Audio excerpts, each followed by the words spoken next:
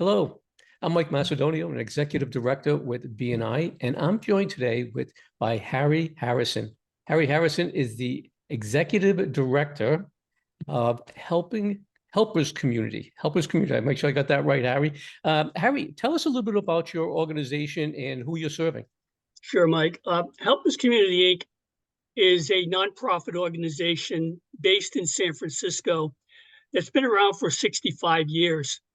We provide resource support for adults with intellectual and developmental disabilities. We do this in three ways. We partner with another Bay Area nonprofit to provide residential housing for 10 adults with developmental disabilities.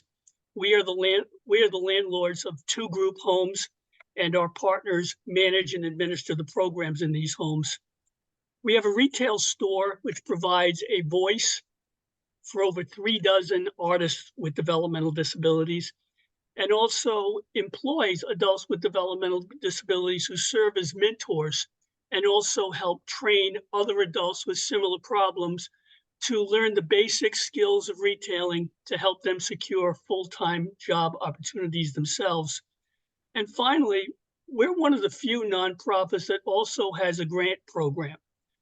We disperse over $300,000 a year to other organizations throughout the state of California with a similar mission.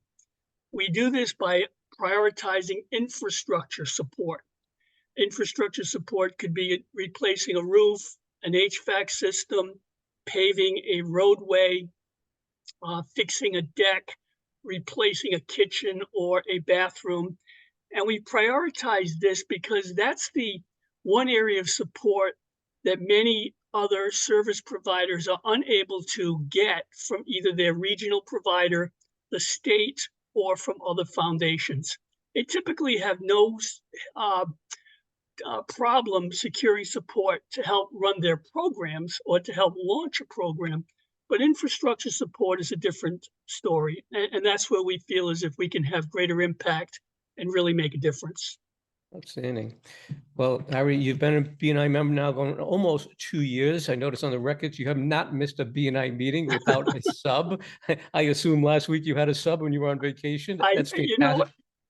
I did have a sub. I did have every intention of calling in, even though we have the 2-hour time difference.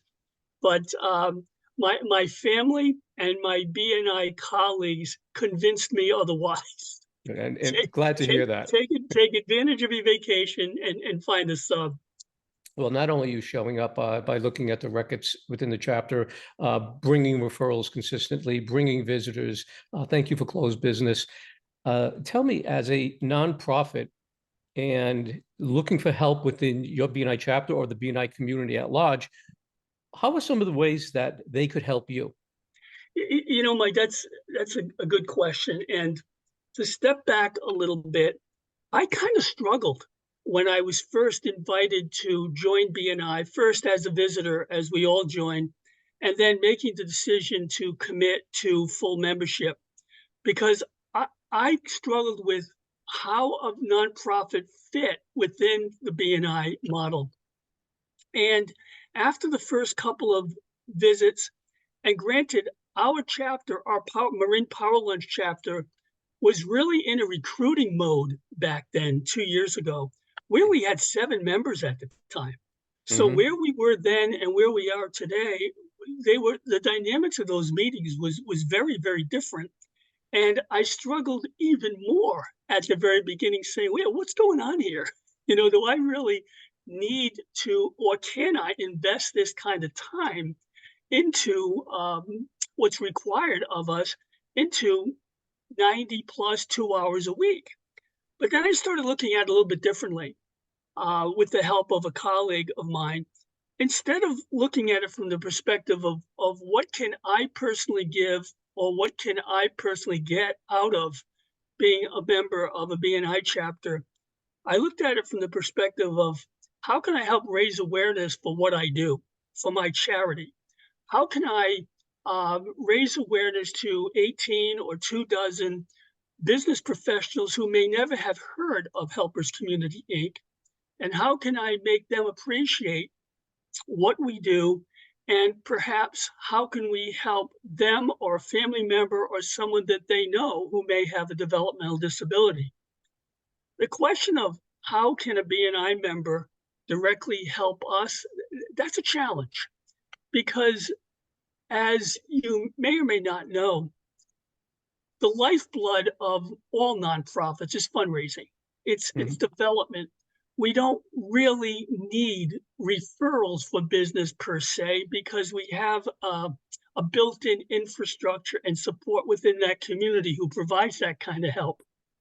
So what I have seen and the support that my chapter has provided for me is attending the special events that we have, Mhm. coming to our retail store and making a purchase of a very unique item made by or designed by an individual with developmental disabilities. And then at the end of the year or at any time during the year, when we make an appeal for support, having Helpers Community Inc. become the charity of choice or front of mind for those new business partners when it comes time to consider giving to a charity at the end of the year. And it took a while. I would say in the 2 years or just about 2 years that I've been involved, it took about 6 months of trying to stay committed to what our mission at BNI is, staying with the program and the process, and having enough faith and confidence that ultimately Helpers Community Inc. was going to benefit in a good way from being involved in BNI. Yeah. I think the things you mentioned right there of how to contribute, I don't think a lot of people understand that there are many ways that we can contribute. Yeah. I use the biblical term, time, talent, and treasure, but yeah, it could be one, two, or all three.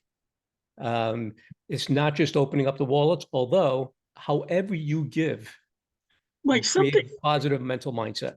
something is simple. And this is the way in which all 18 members of my chapter help make a difference for me.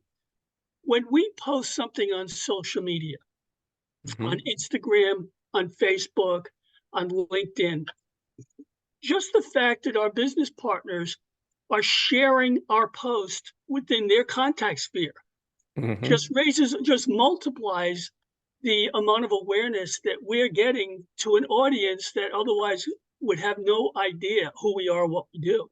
That little thing there means a lot to an organization like us.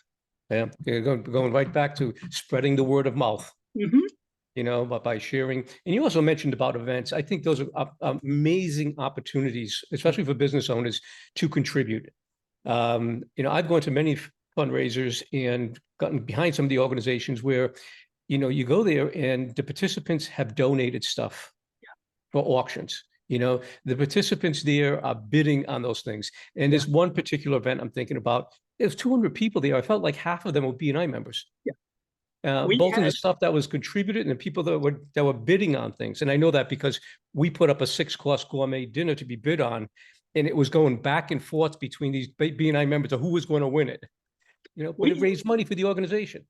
we haven't held an event of that magnitude yet. We're planning on doing something at the end of this year or early spring of 2025. We did have a successful event last October. And for the first time, it was an opportunity to invite and engage our BNI members to attend. Half of our chapter came to this event. It was on a Saturday afternoon. It was from 2 to 4. The purpose was to bring exposure to the artists that we help support to showcase the work that they do. So 8 of these artists were at this event selling their products and exposing the audience to not only their work, but other work that we feature in our store. We raised $5,000 in 2 hours. Uh, Most of that money that was generated primarily through the purchasing of products that our artists make was contributed by BNI members. wow, that's That's money. fantastic. That's money that we otherwise would never have raised. Yeah, that's fantastic. I got a special place in my heart for disabled workplace staff, and that came back from my restaurant days. For decades, I was running restaurants. I always had someone on my staff that was mentally disabled in some way, and they were so special, and it's in two ways. They were special human beings that I just got attracted to and just loved having around. but they were also people that stayed around much longer. The staff in a restaurant turns and burns and turns and burns. Okay, but those individuals, they were there, they stay. Take a little bit more time to develop the work, flow for them. But once they got it, it's like a machine and so consistent, so dependable. Mike, what you did and something that we observe every day and what we live by is you provided a sense of purpose for these individuals. I'm often asked, what is the most common misperception about adults with developmental disabilities? And for me, the most common misperception, it's more from the basis of ignorance about what the illness or the disease may be. The misperception is that these individuals are unable or can't do certain things.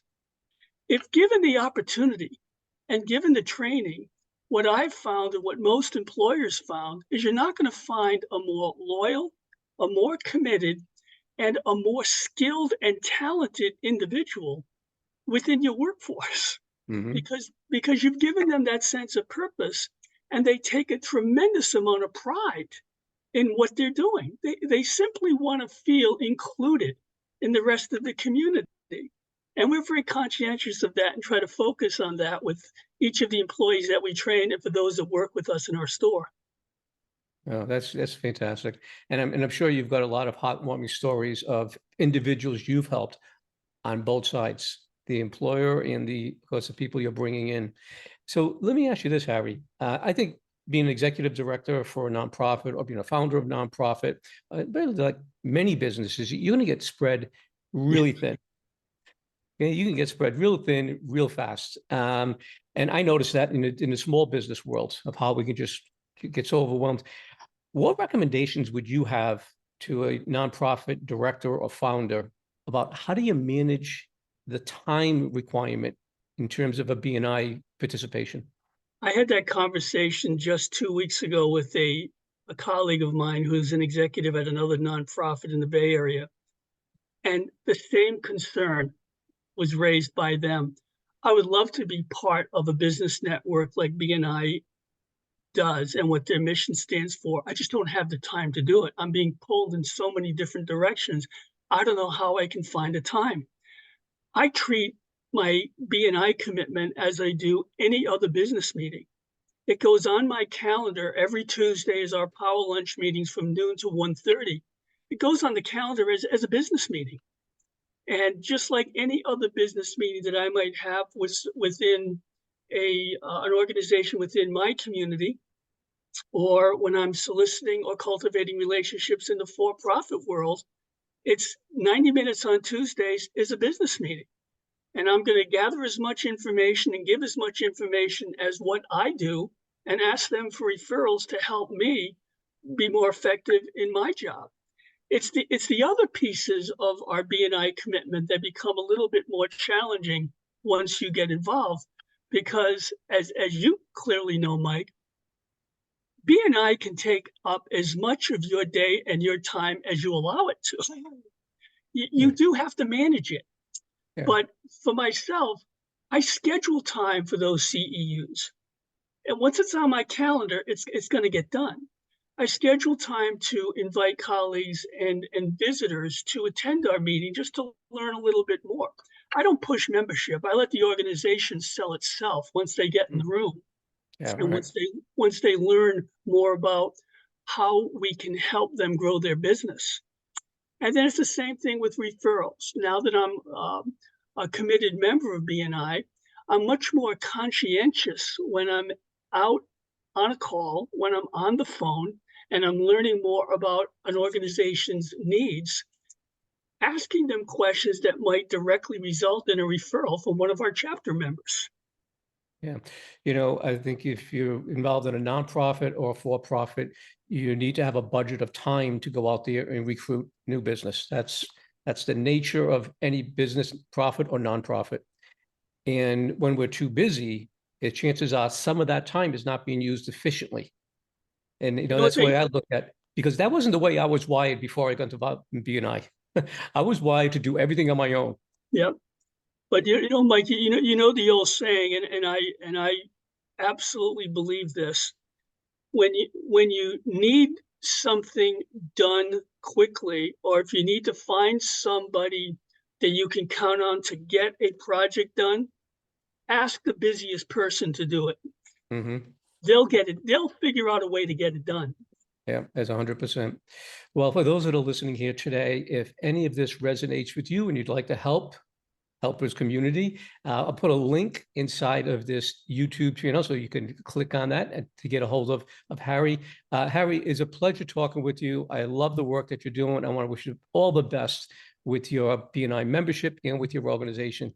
Thanks Like, for thank joining you me. so much. And by all means, if I can be of any help in the recruitment of or identifying any nonprofits who are trying to engage and become more involved with BNI as chapter members, please call on me to be an ambassador or an advocate on your behalf. I'd be happy to.